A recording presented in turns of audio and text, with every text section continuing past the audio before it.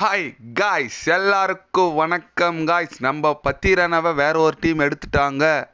யாரு தானே கேட்குறீங்க? இது ஐபிஎல் இல்லை, நம்ம ஸ்ரீலங்காவில் அவங்க நாட்டிலே லங்கா பிரீமியர் லீக்னு ஒன்று நடந்துட்டு வருதுங்க.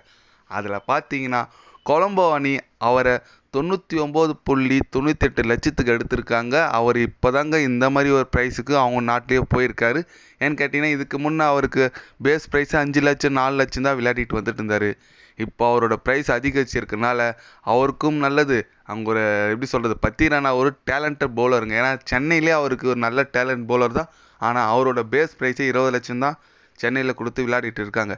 அவரோட டேலண்ட்டுக்கு இது கம்மி காசுன்னு தான் சொல்லலாம். ஏன்னா சென்னை அணியில் ஒரு இம்பேக்ட் பவுலர், எப்படி சொல்கிறதுனா ஒரு ஸ்டார் பவுலரே அவர் தான் இருந்தார்.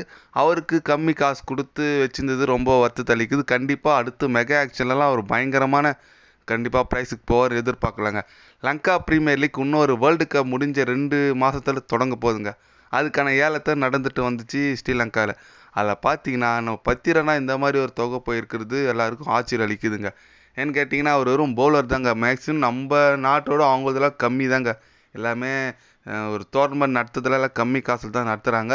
அதெல்லாம் இவர் இந்த அளவுக்கு ப்ரைஸ் போயிருக்குது, இதுவே அவங்களுக்கு அதிகம். இந்த அளவுக்கு ப்ரைஸ் போயிருக்குது ரொம்ப ஆச்சரியம் அளிக்குதுங்க.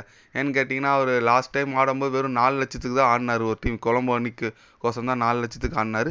இப்போ பார்த்தீங்கன்னா அவர் இந்த அளவுக்கு ப்ரைஸ் போயிருக்குது ரொம்ப ஆச்சரியமாக இருக்குது.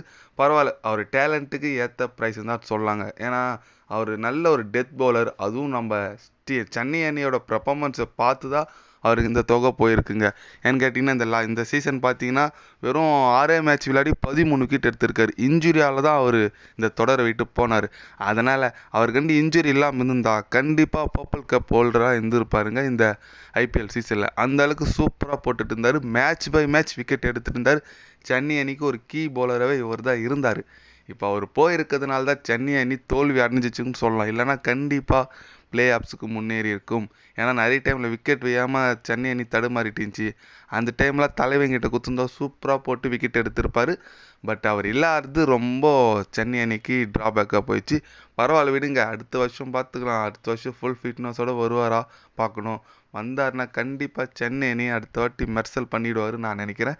அது மட்டும் இல்லாமல் இப்போ வேர்ல்டு கப் வருதா, இன்னும் ஸ்ரீலங்கா அணிக்கோசரம் அவர் விளையாடுவாரா விளையாட மாட்டாரான்னு சொல்லிட்டு அதுவே ஒரு சந்தேகமாக இருக்குது. ஏன்னா வேர்ல்டு கப் ஸ்குவாட்ல ஒரு பேர் இருக்குது, இருந்தாலும் இன்னும் இன்ஜுரியில் இருக்கார். பார்க்கலாம் அவர் விளையாடுறாரான்னு சொல்லிட்டு. ஏன்னா நல்ல பவுலருங்க. ஸ்ரீலங்கா அன்றைக்கி இந்த மாதிரி ஒரு பவுலர் இருந்தால் கண்டிப்பாக ரொம்ப யூஸ்ஃபுல்லாக தான் இருக்கும். பார்க்கலாம் எந்த மாதிரி ஒரு பெர்ஃபார்மன்ஸ் பண்ணுறாருன்னு சொல்லிட்டு. எத்தனை பேர்லாம் பத்திரனா பிடிக்கும் நீங்கள் நினைக்கிறீங்கன்னு சொல்லிட்டு ஒரு கமெண்ட் பண்ணிட்டு போங்க. பத்திரனோட போலிங் பற்றி நீங்கள் என்ன நினைக்கிறீங்கன்னு சொல்லிட்டு ஒரு கமெண்ட் பண்ணிட்டு போங்க. இது போன்ற ஸ்போர்ட்ஸ் நியூஸை தெரிஞ்சுக்கணும்னா சேனலை சப்ஸ்கிரைபர் லைக் ஒன்று பண்ணிக்கோங்க. கண்டிப்பாக கிரிக்கெட் பற்றி, முக்கியமாக ஐபிஎல் பற்றி day by day channel update வரும். மறக்காமல் சப்ஸ்கிரைப் மட்டும் கொஞ்சம் பண்ணி வச்சுக்கோங்க. நன்றி, வணக்கம்.